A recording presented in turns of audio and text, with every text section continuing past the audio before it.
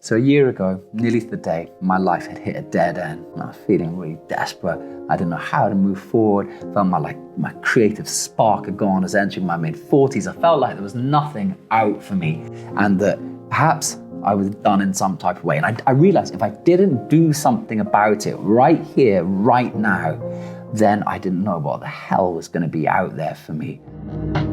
One of the reasons one is always resistant is because at the start of a project, there is a fear of nothingness. It's like, what if you find nothing? What if there's nothing there?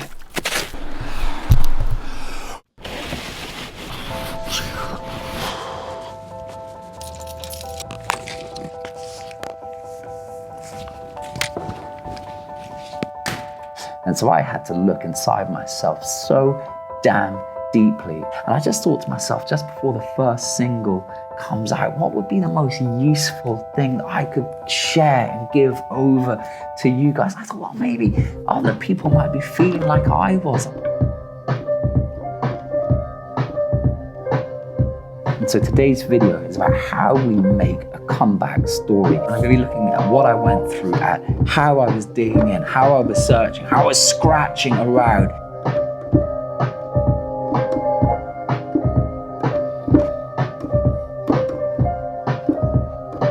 The thing is, you don't know what it is you're trying to get to. So that's why you have to audition everything. Everything has to be open. And that includes going into parts of you that you never even knew about.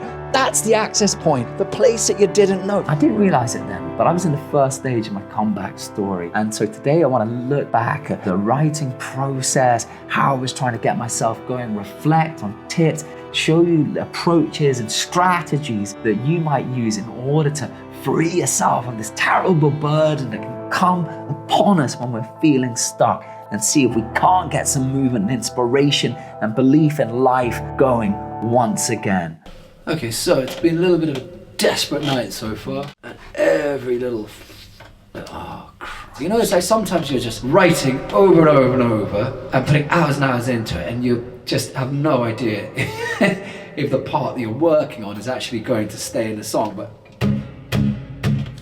so when I look back, I see a man in a room who was daring to believe that the invisible work that he was doing might in some way manifest at some point in the future. I wanna wake up. I wanna feel like morning go. But I had no idea of that future at that point. Early 2024, and I am unsure of what it is I'm trying to do. In the middle of the night I see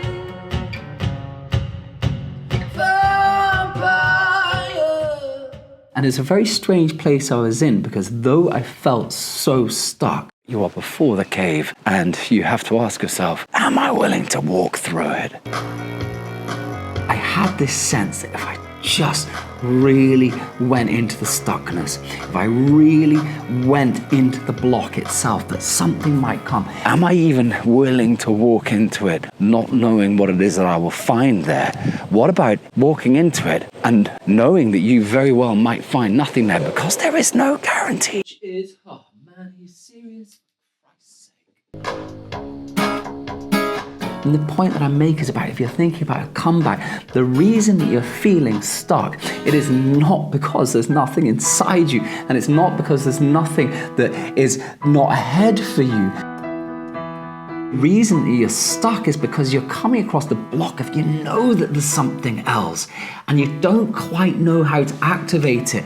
And the paradox that I went through at this time was that I had to go into the blockness. I had to go into the stuckness. I had to dare to be static and to sit with the voices themselves.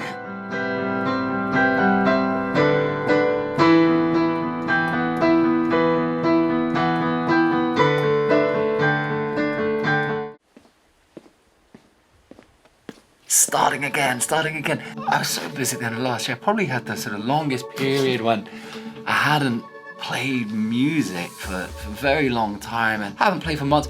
Don't know what I'm doing, completely no idea where to start. But there's this opportunity in zero, in the act of starting again, in the article of faith that there might be something out there.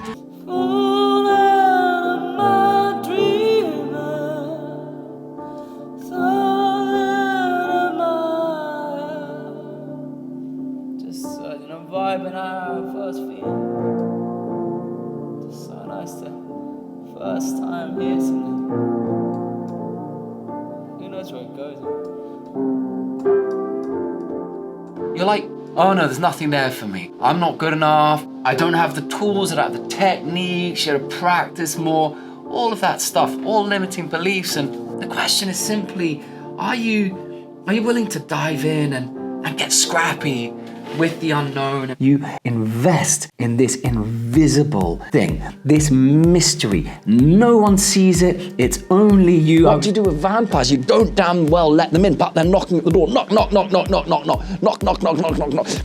I was starting this YouTube channel, just I had to speak to someone. Can I come in? Can I come in? No. Can you come in? No, you may not come in. So I was kind of speaking to myself, not knowing what I was going to do with it all. No. Garlic, no. But you make this investment into the portfolio of your future because you don't know the suspended profit of each of these actions. I'm in favor of the process. I mean, my challenge at the moment is to share the process, to dare to be bad. So if you're just getting started on your comeback and you're railing against the storm, you remember that each moment, each minuscule moment, dare to believe that it will lead to something, because it will, but you're going to have faith like you never had before. On top of everyone from the start, because I think it's a funny structure and we really need to lock it down. So it's a funny one because I think, do what you feel, but I'm going to probably shut you off a bit more than the last one just so we can really start locking it in. Let's do it. Okay, let's have you starting it for 2 rounds then, Giddy.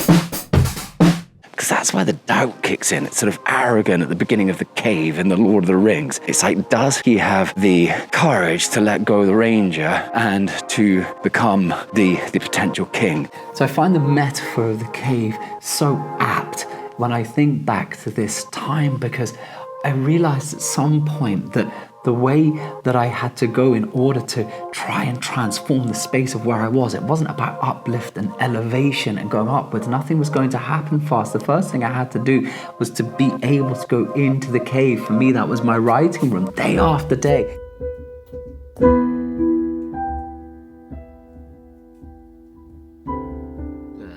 And if it was writer's block, then so be it. But to be able to sit with it. And the reason that we're resistant to going into the cave is because inside the cave, there are all our fears, there are all our demons, there are things that we're afraid of, the ways that we think about ourselves, the negative speak, all the ways that we pull us down. There are so very many pieces missing. So many very pieces missing. So very many pieces missing. I found that I had to learn to converse with these aspects of myself directly. It's a game of snakes and ladders. That is what the art says. One moment you are up, and the next moment you are down. And that's the sacrifice. No, that is the covenant. No, that is the testament. No, that is the path. No, what is the word? What is the word? That is the pact. Maybe a bit earlier if you don't mind.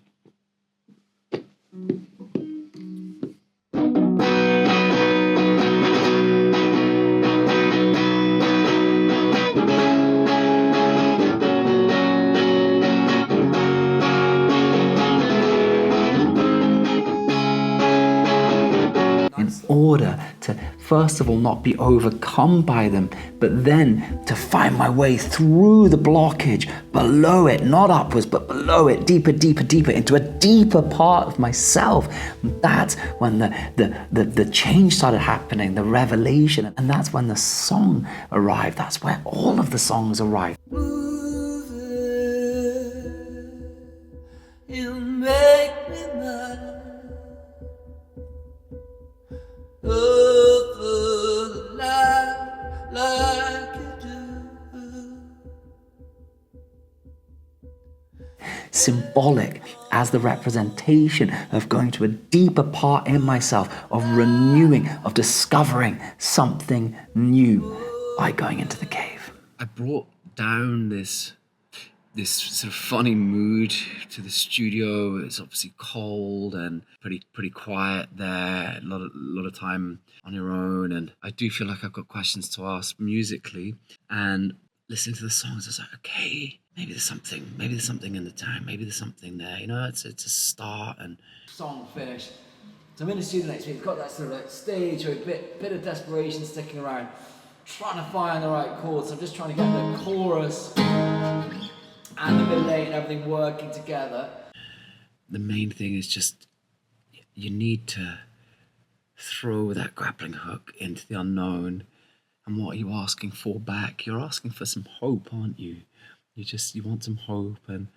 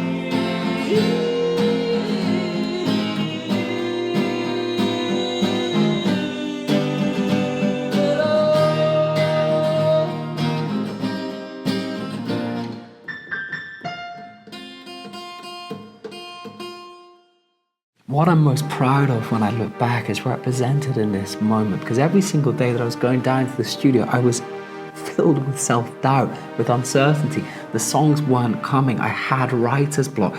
This is why I was talking so much, because the songs weren't coming, and I was just hating myself musically. I was berating myself at my talent, all of these horrible negative self-speak.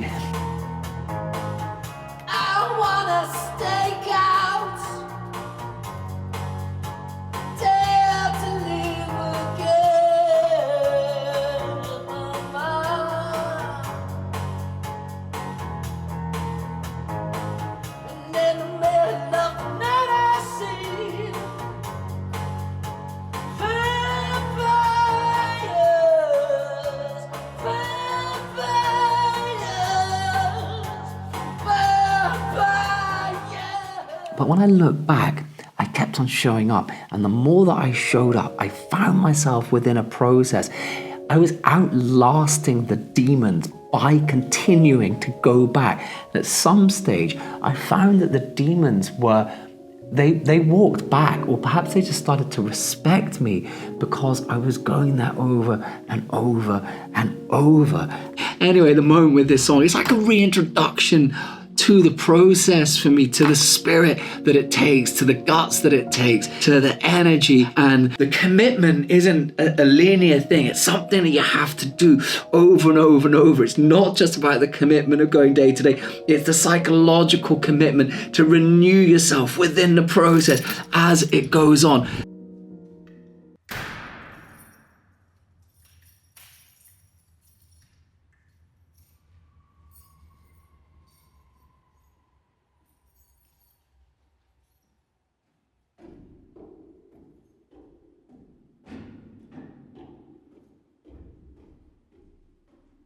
And then suddenly songs started coming out, and it was just like a faucet opening. It was just drips to begin with. But as soon as something came, I had the feeling that something was starting, that I was in the process again. It's what happens at the beginning of every project. It's the playing field is level once again. And the very easy thing to do when you're starting a new project is to hold on to old knowledge, to old skill, to old ways that you've been doing stuff. And the reality is that I think by holding on to what you've done in the past, you're very much in danger of regurgitation. And the question you have to ask yourself is, are you going into the new? Are you going into a genuine state of reformation? So the first song that came out was Vampires.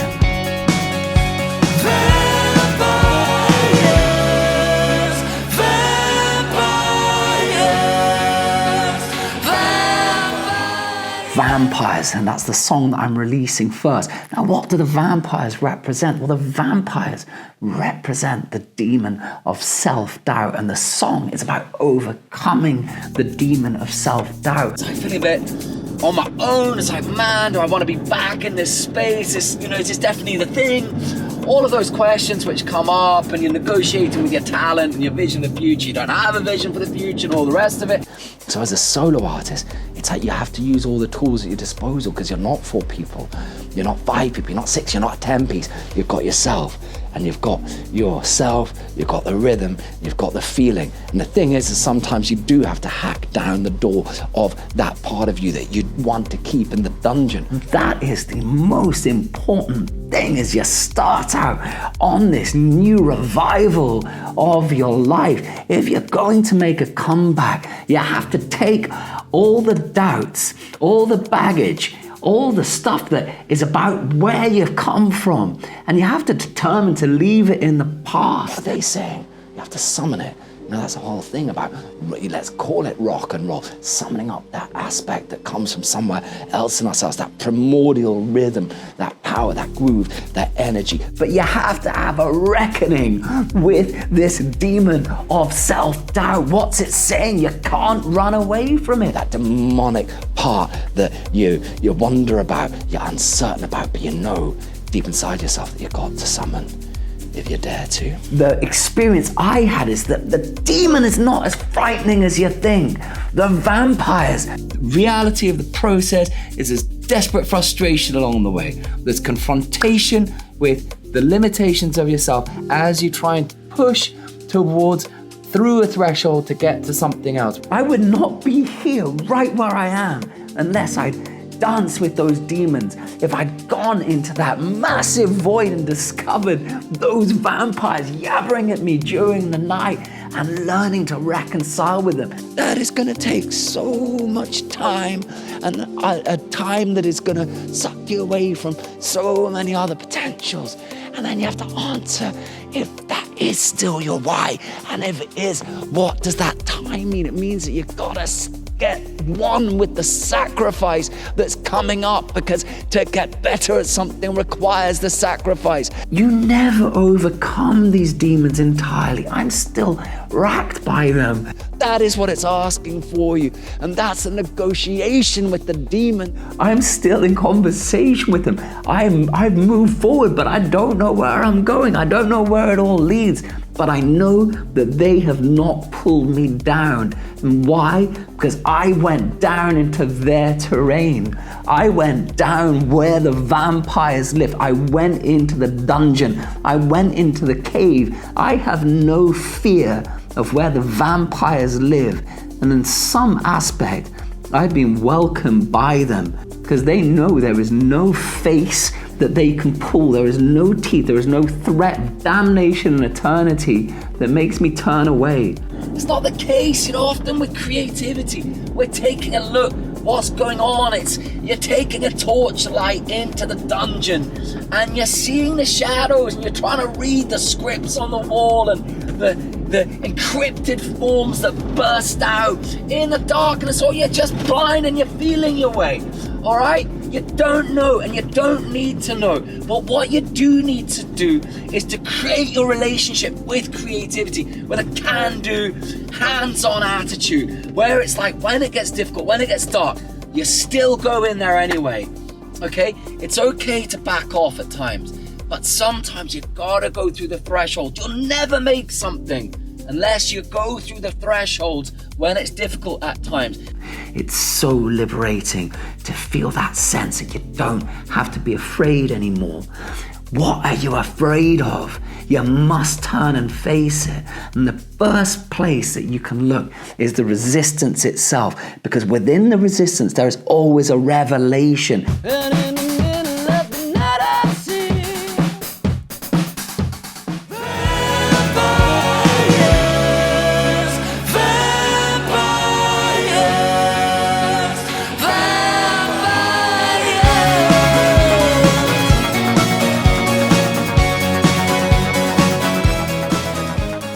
The paradox is that the vampire comes with a revelation. And the reason you're stuck is you don't want to have a conversation. It's to tell you that they're coming.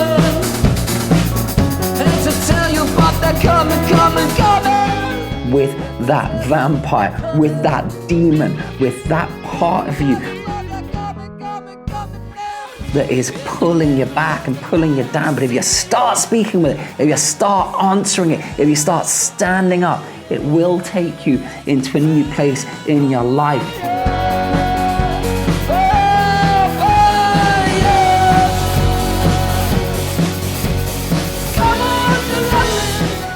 Now, there is no comeback story without the conversation with the vampires, without the reconciliation with the dark. Because as you go into that abyss, there is a light. And what that light is your potential. It's your potential true self. It's that you could be. It's that face that you had before you're born that could never be destroyed. It could never be defeated. It is always there, and it is always available to all of us. Your comeback story is just the expression of what it is that is already inside you. It is time to move towards that. It is time to embrace it. I know it's frightening, and I know it feels like you can be stuck in this moment forever, but you will not be. You must just turn and face, and then you must activate.